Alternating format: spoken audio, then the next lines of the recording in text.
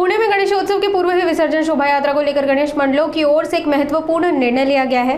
इस बार अनंत चतुर्दशी को मान्य 5 गणपतियों के बाद अखिल मंडई मंडल और श्रीमंत भाऊसाहेब रंगारी मंडल शोभा यात्रा में शामिल होंगे। 7 सितंबर को दोपहर में चंद्रग्रहण शुरू होने वाला है, इसलिए सभी मूर्तियों का विसर्जन 12 बजे से पहले पूरा होना बेहद जरूरी है, ऐसी जानकारी मंडलों ने दी है। नमस्कार। 27 ऑगस्ट ते 6 सप्टेंबर संपूर्ण पुणे शहरात नव्हे तर देशामध्ये गणेशोत्सव साजरा होतोय।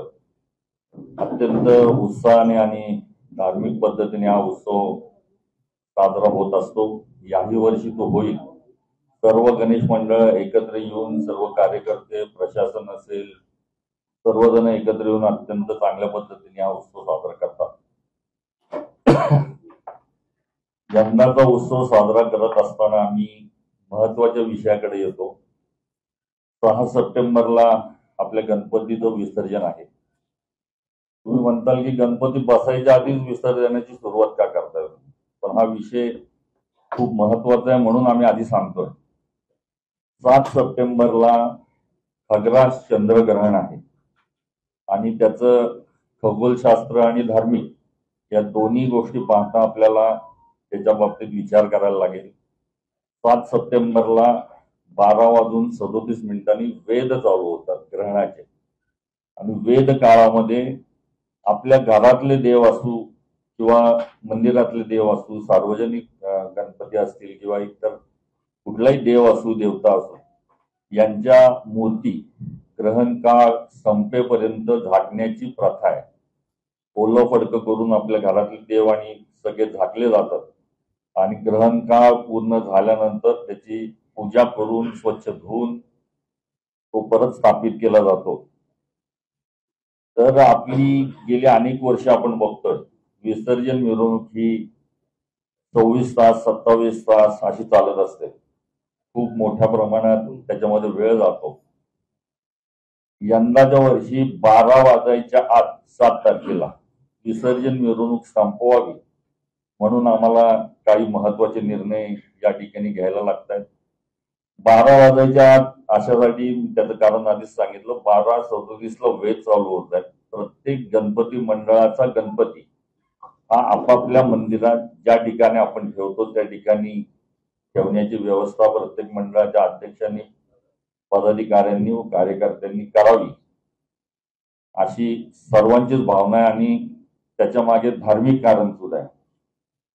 याच कारणासाठी आणि सर्व मंडळांना लवकर विसर्जन करण्याची मदत व्हावी म्हणून आम्ही यावर्षी आपल्याकडे प्रेस नोट आता पोहोचले असेल कदाचित।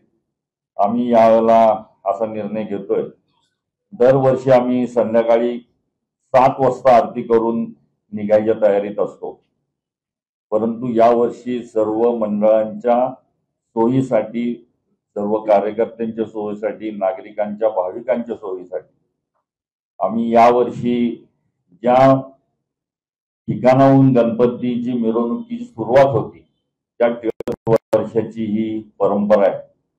या परंपरेमध्ये आता पहिल्यांदाच खंड पडतोय, पण हा खंड पडत असताना त्यामागे 2 कारण आहेत। पहिलं कारण ग्रहणाचं आम्ही तुम्हाला सांगितलंच आहे आणि गेली 3-4 वर्ष कोरोना काळापासून आम्ही 7 वाजता म्हणजे 7 वाजता गणपतीची आरती करून संध्याकाळी तयार असतो। पोलीस प्रशासनाकडनं सुद्धा आम्हाला विचारणा होती, तुमची तयारी असेल तर आम्ही मार्ग रिकामा करून दिलेला आहे, तर आपण त्वरित निघा। त्यांनी दिलेल्या शब्दाप्रमाणे आम्ही 7 वाजता मंडई परिसरातून विसर्जनाला मार्गस्थ होतो, परंतु बेलबाग चौकात यायला आम्हाला पहाटेचे 4:30-5 वाजतात। हा 3 वर्षाचा अनुभव आहे। कुठल्याही प्रकारचं सहकार्य पोलिसांच्या वतीने आम्हाला होत नाही। त्यांनी दिलेला शब्द ते पाळत नाहीत, त्यामुळे आम्हाला हा निर्णय घ्यावा लागतोय।